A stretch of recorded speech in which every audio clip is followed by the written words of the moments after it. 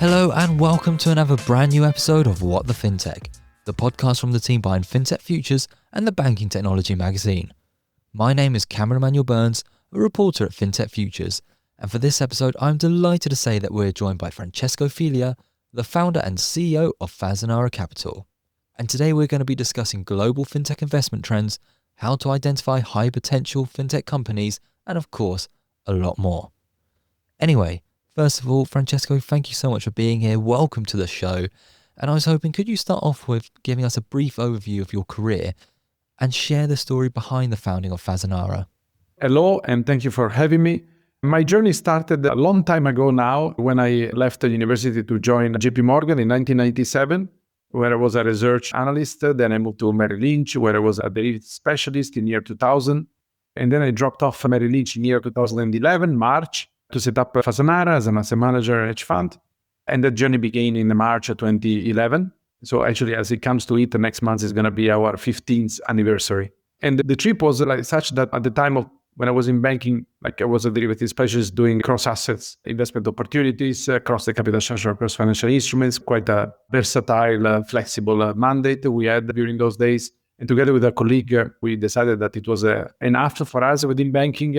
We kind of thought that it was a peak activity for banking pre-GFC, which was pretty much when we left, was very much at the forefront of innovation. Whereas banking post-GFC was a different story, was a little bit more, turning more in commercial banking from investment banking, less innovative. At the time in which I spent my career in banking, it was all about exotics, derivatives, very composable finance.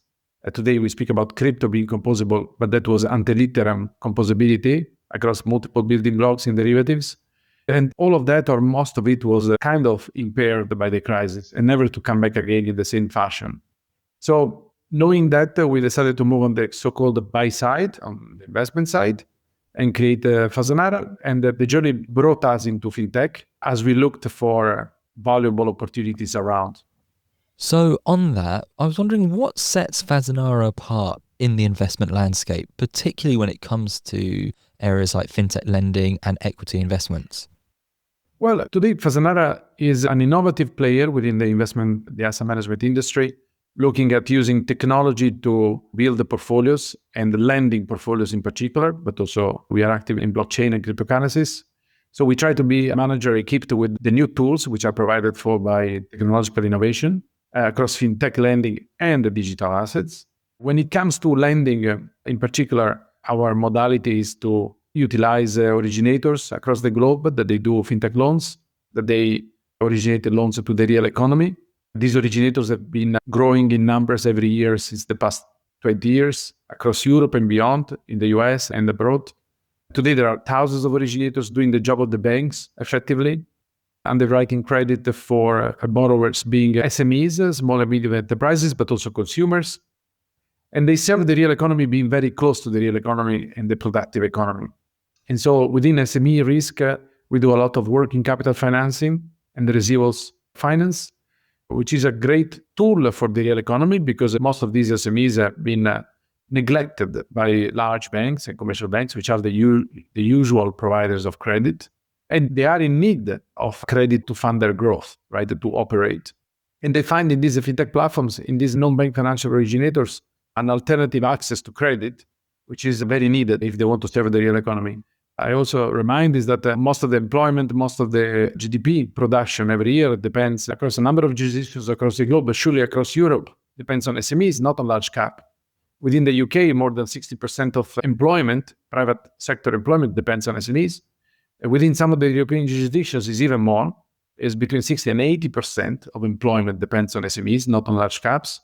And more than 50% across the UK and more than 60, 70 sometimes across continental Europe depends on SME in terms of GDP formation. So you're talking about not a sector within the economy, you're talking about the economy itself, the bulk of it. It's kind of shocking to think that the bulk of the economy is not served by the financial tools, the most classical financial tools like bank credit. Banks, they concentrate these days on large corporate clients. They neglect the middle market, which takes more time to serve and is also much more costly and also takes more regulatory capital. So for a number of reasons, banks have been neglecting this sector. we as Fasanara, together with the similar funds to ours, we have been dedicating ourselves to build an infrastructure that allows us to focus entirely on this sector for the purposes of supporting the real economy, but also at the same time providing investors on the other side with nice investment opportunities serving that real economy. Can I ask, you say there that banks have neglected that sector. How long has that always been the case, or is this a more recent phenomenon? It's a more recent phenomenon. I would pin it to the global financial crisis in a way. Prior to the global financial crisis, I think banks were still doing a good job in the middle market. Post the global financial crisis, when capital became really expensive, because obviously, if you remember the GFC, before that, banks could find funding at zero cost. They were treated as like utilities effectively, despite having risky books and a lot of leverage. Lehman, when it defaulted, it had 40 times leverage. Despite all of that, they could fund themselves up close to LIBOR and on any maturity, and they could really enjoy status. Due to that status, they were also enlarging loans a bit more freely than after GFC. After GFC, banks, they found that the capital was expensive. They found that they couldn't do much more than mainstream large corporate clients. And then this, of course, is a generalization. There are certain countries, certain banks that are doing a great job at that, but it's more the exception than the rule. In France, in Germany, for example, the territory is covered better by banks in the SME space. But in many other countries, this is not the case. And so these SMEs, ever since the global financial crisis, they've been neglected. Now, despite that, banks could still create record profits in recent times, especially after 2022. But even despite these record profits, they never came back to the sector of SMEs. And so they left behind a huge funding gap, which is in the trillions. Just in Europe is 1.5 trillion euro estimated at. And this is the funding gap of companies asking for funding that they cannot find funding for their business activities. And so, of course, this is a very real issue. I'm always a bit surprised that it is not front and center in investor conversations, because we all speak about impact, but what impact is bigger than the real economy out there, responsible for most of the employment. I don't see there is a bigger elephant in the room than that. No, it's really fascinating stuff. It is great to get your insight on it. And I was just recently, I was at Finovate this week. I don't know if you know it. It's a conference we held in London. So I was there this week, and there was a plethora of amazing fintechs and startups demoing their new products. And so I guess what I'm interested from your side as one of the investors, how do you identify these potential high growth fintechs, and at what stage do you try and get involved with them? So we used to get involved with them at a very early stage, like seed to Series A, let's say. Lately, we have been becoming more keen to engage at that slightly lower stage, because we just grew up and today we manage 6 billion. So for us to move the needle, we need to have a bit bigger size to start with to make it economical for us. So, but still, we act early. And our engagement with them comes from an onboarding due diligence, where we carry out an analysis of the platform, and we see if we like what we see, if we like the management team, if we like the governance, if we like the credit structuring and underwriting, if we like the average quality, notwithstanding, of course, the asset class and the jurisdiction, the data availability, the quality of the data available to us, and so on and so forth. So we try to assess if we can do the job that we typically do, and if we like the team that we're going to work with, right, at the platform level. And so once that assessment has taken place, there is a big team in Fasanara taking care of the origination and the due diligence for the onboarding of these platforms. Once that has taken place, then the platform is served, and so we provide capital to the platform after having defined a credit box that identifies the criteria according to which we are disbursing the capital to them over time. I had a conversation not too long ago with a strategic investor at BNY in the US, and I posed this question, Tim, which I'd like to also throw to yourself. How important is it to you, the founders and the people behind the tech, when you're looking to invest in them? So you might have the most incredible product, an innovative product, but you've got a bad feeling about the people leading it. What percentage is it? Is it 50-50 product people, or what would you say when you're looking into investing into a startup or a slightly later stage company? It's a great question. And there is no single answer, right? It depends sometimes, case by case. Depends on also like if you have a bad feeling, how big is it of a bad feeling, or it's just a slight sensation. And I think that it's important, the product is important, the governance, and so that the governing team within the company. It's nice when we see that there is a proper institutional team set up with a proper background and there's some experience having matured over the years in the asset class. They need to be subject matter experts to know all the nuances of the asset class and to know what can go wrong with the asset class and with that specific sector in that specific country. Sometimes it's comforting when we see that they are spinning off some larger platforms. So one of our platforms, for example, is a Scalapay in Italy, and the founder is an excellent person, Simone, that used to work in a similar buy now pay later company in Australia, and where he first got his expertise, and then he exported it to apply it excellently within a different market, the Italian market. And that was a great success story that ran into unicorn status pretty quickly, and that we see that. And so we're very proud that we did that. We were very early stage. So in that case, of course, a great level of comfort, and still you run your risk because, of course, it's early stage, and the mortality rate is very high for early stage investments. Naturally, 1 out of 10 typically is your success rate on the equity side. Hopefully on the credit is more 8 out of 10. But still, the mortality rate is a lot higher. So I would say the product alone never cuts it. So you need to have a proper team. But even the proper team with a bad product won't be able to reach miles. So you need to have the proper combination of it. Probably is like 70% team, 30% product, just to signal that the team can figure it out when the product is not right. They can take remedial actions, they can twist it, they can move it in the right direction. So a good team definitely is essential, but the product itself, of course, needs to be in the right place at the right time. Sorry, I know I'm taking us off track a little bit, but how much oversight do you have? Do you meet with them quarterly, the teams that you're invested in, or not at all? How do you check in with your investments? We speak with them daily. So we have different teams doing different touch points. So there is the onboarding team that would take care of the onboarding, and that happens once the first time that you speak with the platform.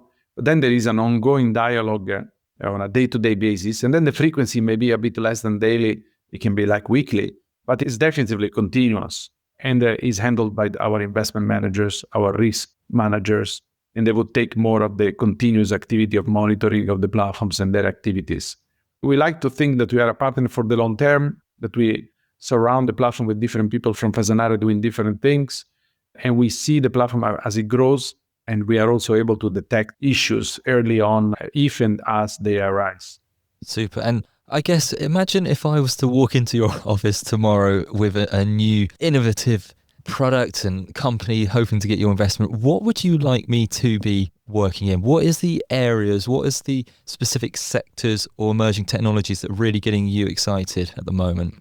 We are very active. I mean, over the last 15 years, we have more than 100 billion of total invested capital, right? So we have seen everything under the cap of fintech lending, so-called, or digital lending, from SME finance, working capital financing, SME revenue-based finance, all the way into consumer finance, buy now, pay later, subscription-based financing, early wage advances, and so on, into real estate-backed finance.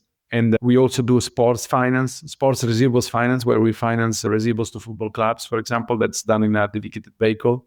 So I would say that we find interesting spots across the board, across asset classes. Definitely all jurisdictions are of interest, except the ones that are probably too difficult to deal with. We are active in 60 countries. So I would say that most likely you come to us and we already have something in your country and a similar business to yours already that you have seen in another country. So it's not going to be completely new, what you tell us. And that helps a lot our job as well, because it's more compare and contrast. And then it's about doing the right due diligence, doing the right credit structuring of the margin, making sure that we cover the risk properly from a structuring perspective. I would say there are a lot of interesting sectors, and I wouldn't pinpoint one or two. And also beyond that, there is a way to make interesting every sector with the right execution. So we have seen, like buy now pay later, to say with the example before, working excellently in certain countries and lagging in others. That is also due to the borrower's behavior. So I think that you want to check case by case in his own merit, and you want to check the ability of the team to execute more than anything. And then, of course, it's a portfolio approach, right? So you have many platforms, we have more than 100, and there will be the ones that perform better, that they get additional allocational capital. There will be the ones that, unfortunately, they underperform. They will be diluted. then we will deal with it as a portfolio approach, with a portfolio math.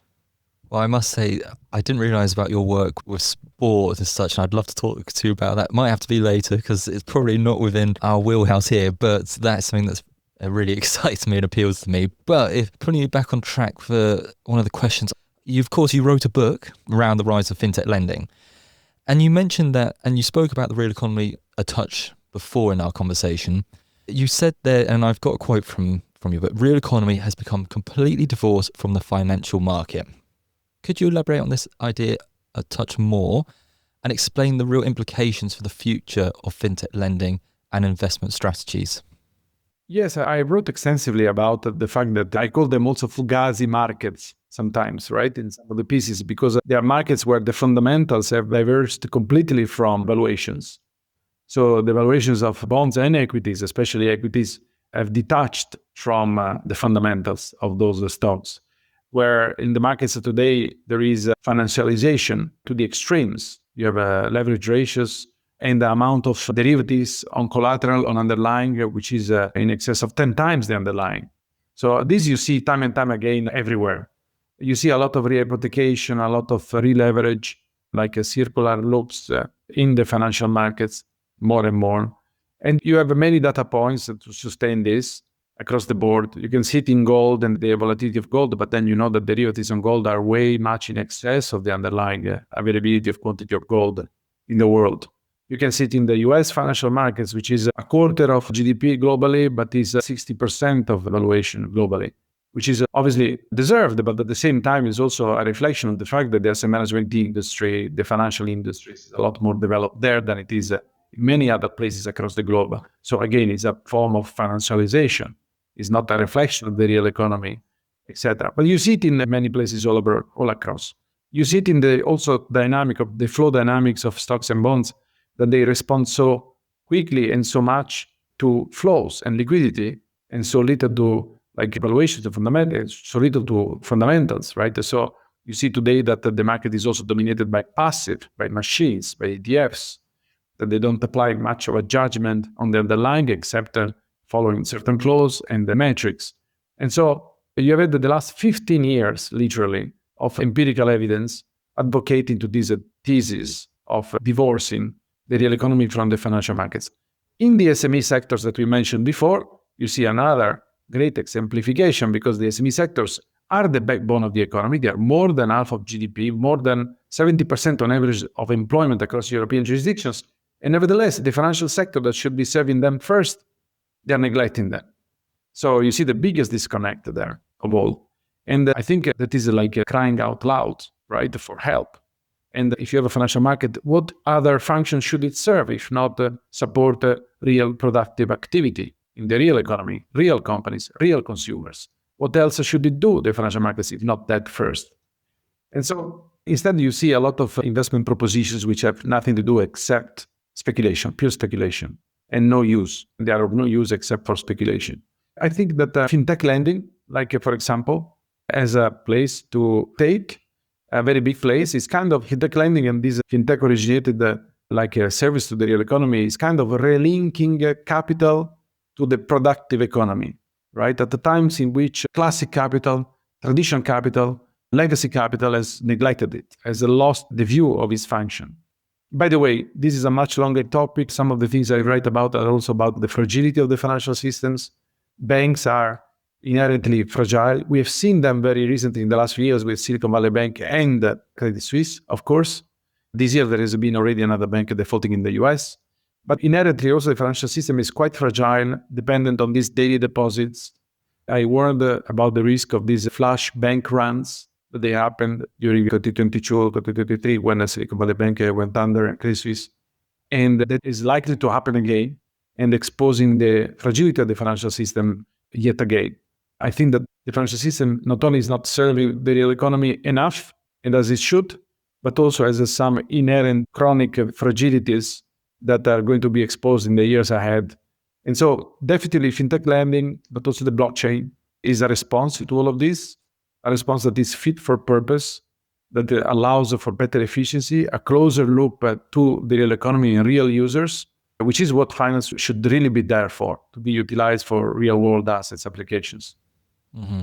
Are there any warning signs? You mentioned there that you were saying in 2022, was that right? You just mentioned was the date when, well, where I believe you referenced that, you said in your work, and then you said it was going to happen again soon, soon or in the near future.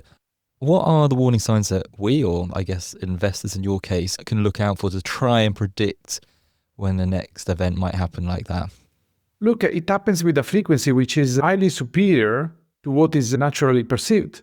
Just if you look at the last 20 years, it happened 3 times in very clear cases like global financial crisis. It happens to the banking sector at large, globally, starting in the US. It happened during the European crisis a few years later, with the European banks falling under, all of which were investment grade names, and all of a sudden they went bust, or within a short period of time. And it happened again later with the Silicon Valley Bank and the Credit Suisse. Credit Suisse at the time was the second largest Swiss bank, one of the largest banks in Europe. So, and all of a sudden, a deposit outflow, in the case of Silicon Valley Bank, 42 billion in a day, in the case of Credit Suisse, 400 billion in a few weeks, managed to tip it under, right? So to rock the boat. So you have plenty of empirical evidence. I'm surprised it's not front and center in policymakers' screens, or perhaps it is, but still some of the measures that are typically utilized, like the liquidity coverage ratio and others, I think they are a bit out of scope or not fit for purpose to reflect the risk of a flash bank run in the digital economy, that as soon as the blockchain takes over a little bit more, it's going to happen overnight and over the weekend. And so it's going to be happening at a speed that no bank today is prepared to stomach. So I think this is a very clear risk, and the system is kind of adjusting already by having these alternative lenders all across. Even the asset management industry is one, and the asset managers, they're doing direct lending as well today in parallel with the banks. Fintech lending platforms, they're doing it on a smaller scale, more localized, so place-based impact investing in a way. So the system is realigning itself, is readjusting, but definitely to expect that what we have seen multiple times in the last 15 years or so won't happen again is a bit wishful thinking, in my personal opinion. The inherent fragilities are there. They're not being tackled, except for more capital at the disposal of the banks, but that's absolutely not enough. The problem is really the funding base, which is daily liquidity and daily deposits oriented, and is going to resurface at some point in the future, in my opinion. Also, don't forget that in the last 17 years since the global financial crisis, we haven't had a proper recession yet globally. It's been quite a smooth sailing, and especially in the US. So as soon as we see one, which we will inevitably do at some point, I think that is also one of the first opportunities to see who was swimming naked, as Warren Buffett would say. Well, quite worrying stuff. We've even got onto the top of recession. That's great. It's kind of a transformation. I wouldn't want to sound negative. It's like kind of transformation, like finance is transforming itself, right? So we are transitioning it into a new phase, a new stable state, in my opinion. But there is definitely a critical transition of the systems, of the financial market systems happening. And I think it's happening without a crisis, but a crisis can be yet another accelerator for it. You have had it with the pandemic that has created more adoption for fintechs and blockchain as well. And you have had it during the GFC. You have it. Every crisis is an opportunity for accelerating the trend. But the trend is there. Mm.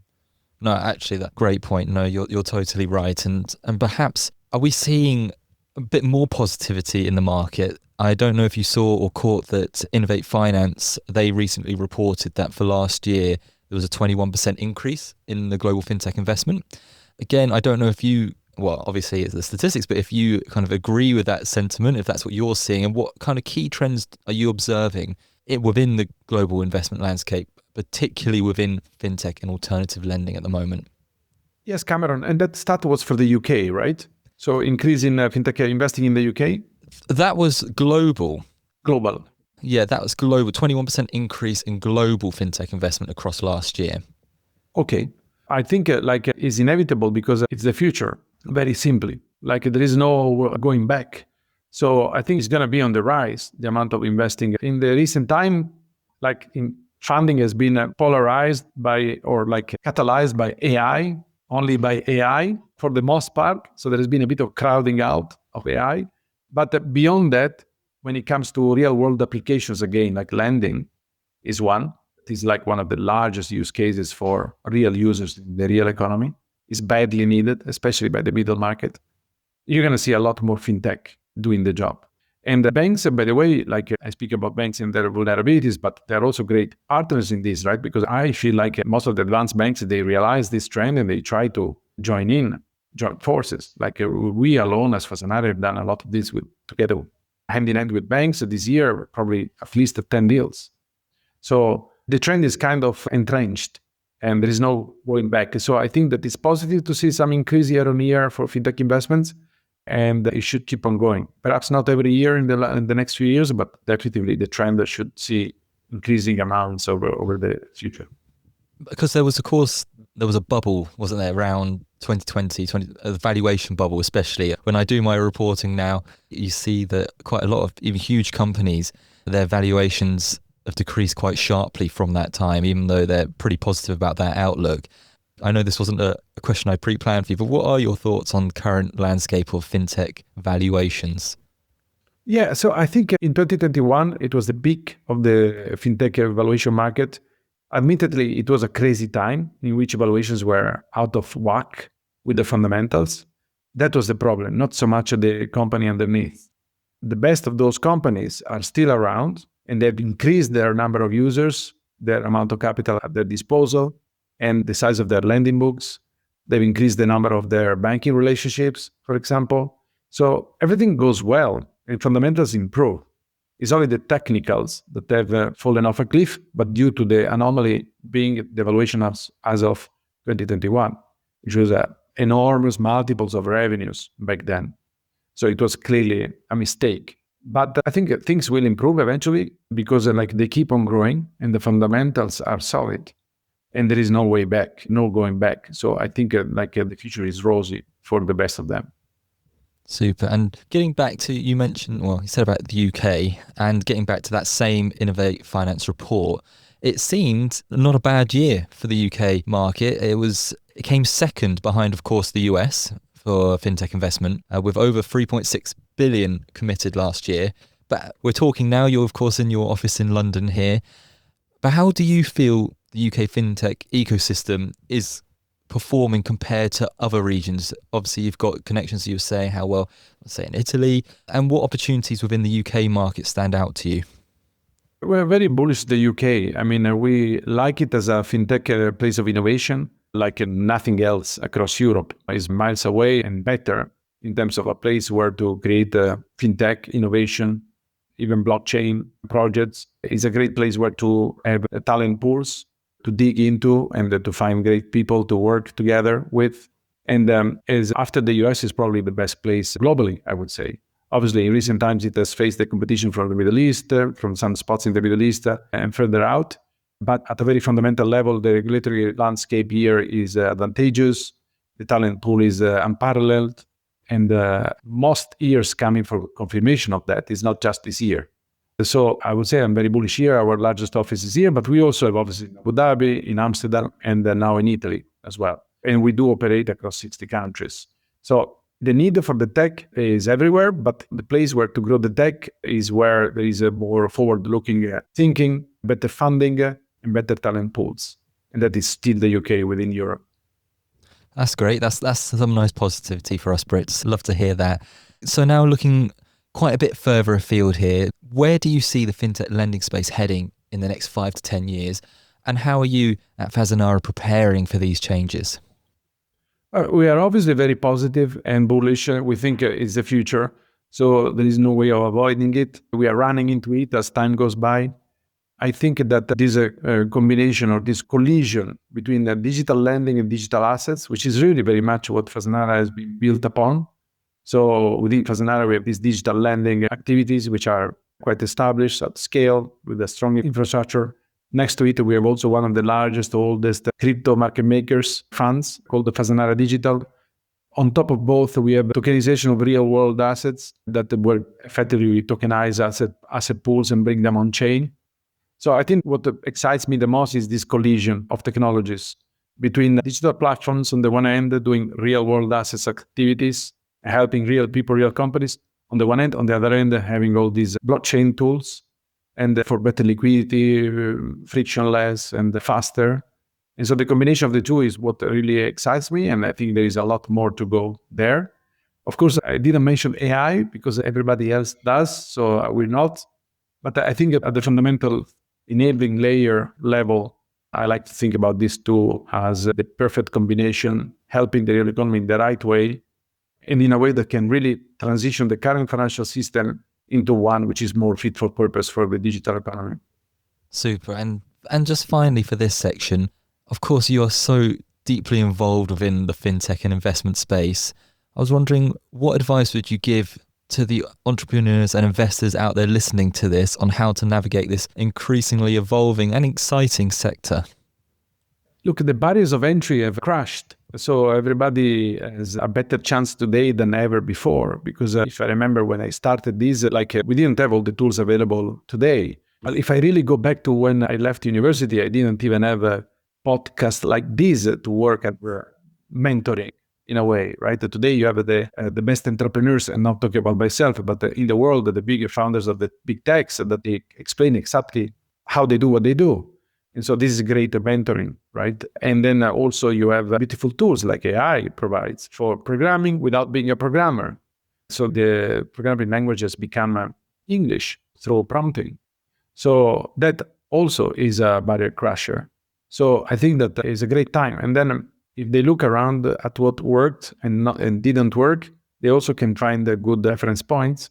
Sometimes it's good to have the second mover advantage to see what was about to work but didn't work and do it better for a better execution. So there is plenty to work with today up on the shelf. And if somebody is a bit creative, a bit numerical, but without being super quantitative, again, not being a programmer, for example, can really have a good shot. It's a very great time to be an entrepreneur in this fintech market today.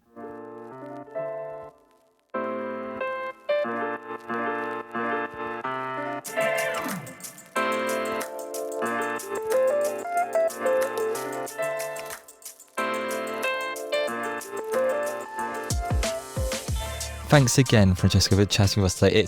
It's been really, really interesting. But of course, to finish our episodes, we always have our infamous Fintech Jail. So this is where we ask for an industry term, buzzword, or trend that you have simply seen or just heard enough of and want to get rid. Or of course, you can advocate to free one if you wanted to. But what will be your selection this week? The words that should be deselected, let's say, put in the jail, perhaps coming from an asset management background, of course, they are too recurrent, diversified and differentiated. Most of the time, we are not enough diversified and we are not enough differentiated. Of course, except Fasanara, of course. But most of the time, this is never the case. So I think those are the two that I would propose to put in the jail. Super. No, well argued. That's it. They are in the jail. And that brings us to the end of this episode. Francesco, thank you so much for taking the time to speak with me and our audience. Really, your insights and your experience are invaluable, and it's been really, really fascinating to talk to you. Thank you, Cameron, for having me. I appreciate it. Thank you. Well, that's all we have time for this week. Thank you so much to Francesco for joining me. As for FinTech Futures, you can find us online at fintechfutures.com, and be sure to follow us on LinkedIn to keep up to date on all the latest FinTech news.